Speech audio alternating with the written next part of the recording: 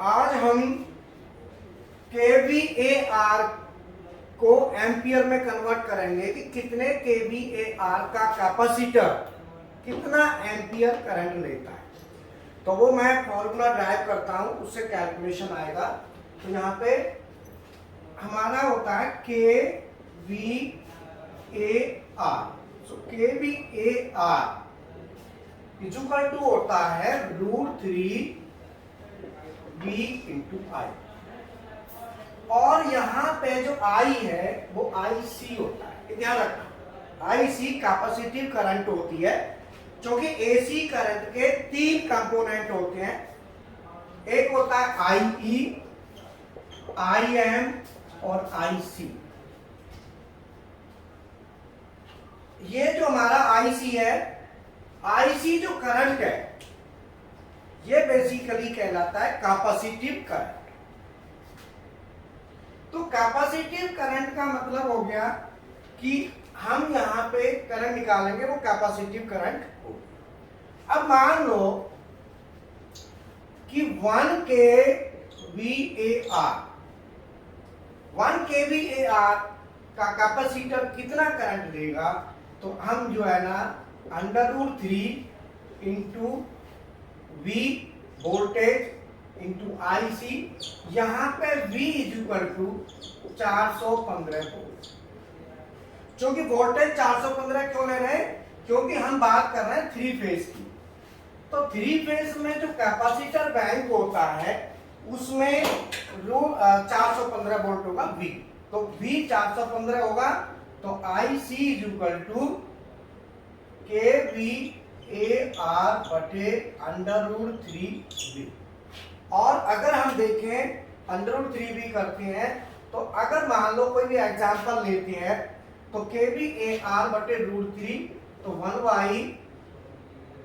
1 kVAR बटे √3 into V क्या है, यहाँ पे V है 415 वोल्ट।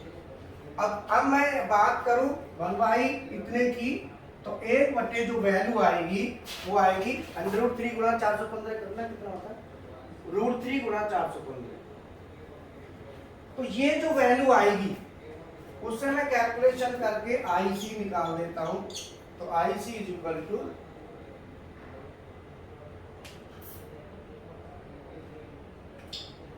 1 kVAR बटे √3 इंटू 415 की जो वैल्यू आ रही है,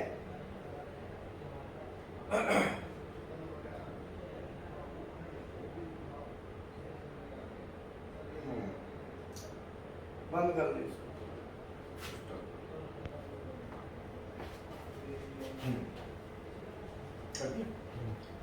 तो अब ये हमारा जो वैल्यू है 1 kVAR बटे √3 इंटू 415 वोल्ट। अब kVAR के बना लो VAR। तो VAR चूंकि K है, तो वोल्टेज जब V में है, करंट I एम्पियर में है, तो इसके VAR बना लो, तो यहाँ पे कर दो 1000 VAR बटे ये वैल्यू आ गई। तो 1000 में 718.7 करते हैं, तो ये वैल्यू आपकी 1.39। तो 1.39 हमारा आ गया। तो इसका मतलब हो गया कि हमारा जो कैपेसिटर है, 1 kVAR का कैपेसिटर जो है ना, IC जो होगा हमारा वो 1.39 होगा। सो IC इक्वल टू एम्पियर जो करंट है वो 1.39 इंटू kVAR इंटू kVAR। तो अब ये हमारा, जैसे मान लो हमारा 5 kVAR का कैपेसिटर, अगर मान लो हमारा कैपेसिटर 5 kVAR का है, तो वो कितना करंट लेगा, I जो एम्पियर लेगा, एम्पियर आ जाएगा 1.39 इंटू 5। तो ये हमारा आ गया, देखना कितना है,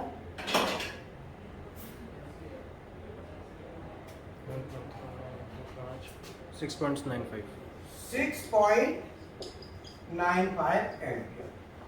मतलब ये है कि 5 kVAr का कैपेसिटर 3 फेज का जो होता है 415 वोल्ट वाला वो 6.95 एम्पियर लेगा। जैसे हमें पावर फैक्टर करेक्शन करना है और मान लो हमें एम्पियर हम पहले कैलकुलेट कर लेंगे कि भाई कितना kVAr का कैपेसिटर रिक्वायर्ड है। तो हमें हमें ये वाली करंट देखनी होती है कि टोटल सिस्टम में आईसी जो कैपेसिटिव करंट है, this is capacitive current, capacitive current. Capacitive current हम निकाल लेते हैं। जैसे मान लो हमारे सिस्टम में कैपेसिटिव करंट जो है ना वो कितनी है, उसके लिए हमें क्या करना होता है, हमारे पास एक दिया होता है फॉर्मूला कि मान लो टोटल करंट हमारे पास मान लो 100 एम्पियर की करंट है, तो 100 एम्पियर क्या है, ये टोटल करंट है।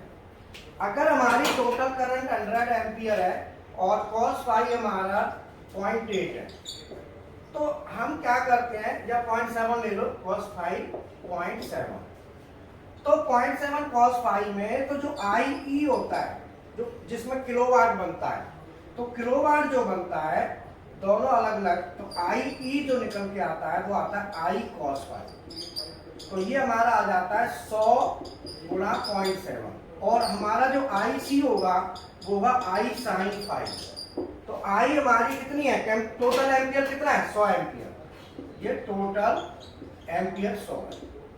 अब 100 एम्पियर है तो I sin फाई हो गया, तो यहाँ पे ये निकल के आ जाएगा 100 into cos phi. Cos phi से हम साइन फाई निकाल लेंगे, तो कॉस फाई से साइन फाई निकालेंगे तो कॉस फाई का मान 0.7 है, तो साइन फाई का भी मान 0.7 ही आएगा। साइन फाई का मान 0.7 आएगा, क्योंकि साइन फाई का जो फॉर्मूला होता है वो होता है under root 1 minus cos square phi, और ये करीब करीब 0.7 ही हमारा आ जाएगा। तो ये हमारा 0.7 आएगा, इससे हमारा जो एम्पियर आता है वो 70 एम्पियर आएगा। इसका मतलब IC का मान 70 एम्पियर है। जब हम इसमें कैपेसिटर लगाएंगे, कितने kVAr के कैपेसिटर लगाएंगे, तो इसमें हम क्या करेंगे, 70 एम्पियर IC में हम 1.39 का भाग दे देंगे तो हमारा कैपेसिटर वैल्यू आ जाएगी। तो IC की वैल्यू कितनी है, 70 एम्पियर, 70 बटे 1.39, तो कितना है,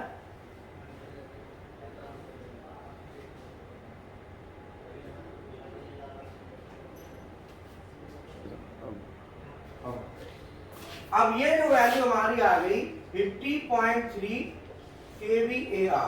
अगर हम 50 kVAr के कैपेसिटर लगा दें तो हमारा पावर फैक्टर 1 हो जाएगा। तो इस तरीके से फ्रेंड्स ये कैलकुलेशन है kVAr और एम्पियर का। मैं आपको बता दूं हमारे PLC प्रोग्रामिंग के कोर्सेस हैं जिसमें 5 PLC है, डेल्टा, मित्सुबिशी, सीमेंस, ओमरॉन, एवन बिल्डी, और पिछले 15 साल से ट्रेनिंग का काम चल रहा है। और साथ ही साथ हम CNC PLC प्रोग्रामिंग के कोर्स कराते हैं। दोनों मशीनें हमारे पास अवेलेबल है। CNC PLC प्रोग्रामिंग का जो कोर्स कॉस्ट है वो 4000 रुपये है, 1000 रुपये डेल्टा ऑटोकैड करेंगे। CNC PLC मैक्रो जो एडवांस उसे करेंगे 1000 रुपये उसका भी लग जाएगा, क्वालिटी करेंगे तो 1000 रुपये। तो इस तरीके से ज़्यादा चार्जेस नहीं है। PLC का पूरा सेटअप है, CNC मेंटेनेंस भी, हाइड्रोलिक, न्यूमेटिक, सब कुछ हमारे पास कंप्लीट पैकेज है। ऑटोमेशन का, मेंटेनेंस का, टोटल उसकी भी कॉस्ट बहुत ज़्यादा नहीं है, 8-10 रुपये की समथिंग आएगी। अगर ऑफर में लेते हैं बाकी विशाल सर से बात कर सकते हैं। तो आपको अगर वीडियो पसंद आए, अच्छा लगे तो इसे लाइक करें, शेयर करें। Thank you.